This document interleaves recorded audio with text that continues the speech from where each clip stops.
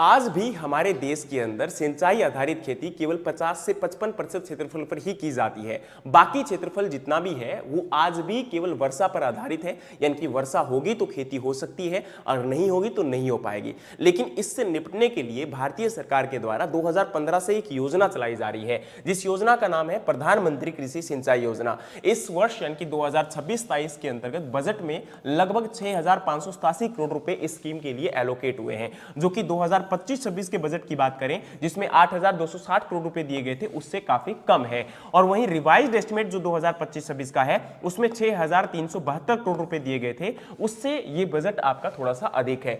लेकिन यहां पर इस स्कीम के अंतर्गत बजट तो डिक्रीज किया गया है। दूसरी तरफ आपको एक बात और बताना चाहता हूं, इस स्कीम के अंतर्गत मेनली कंपोनेंट आते हैं आपका हर खेत को पानी, जिसके तहत कोशिश की जाती है कि सभी खेतों तक पानी पहुंचाया जाए, जैसे नदियां, झीलें, तालाब, उनकी जो कनेक्टिविटी है वो नहरों के माध्यम से खेतों तक की जाए।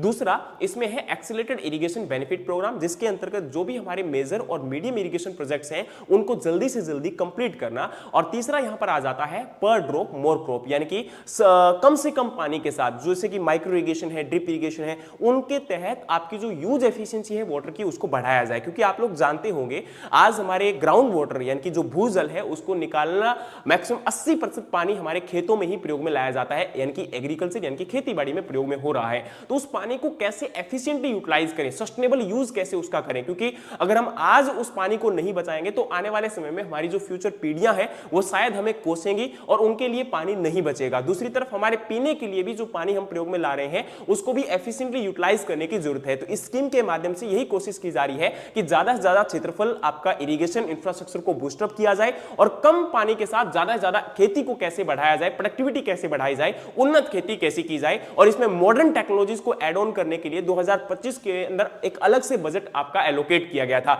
और इसके साथ इसमें वाटरशेड मैनेजमेंट के तहत ओवरऑल इकोसिस्टम के अंदर वाटर को कैसे यूटिलाइज कर सकते हैं उसको भी ऐड ऑन किया गया है। बाकी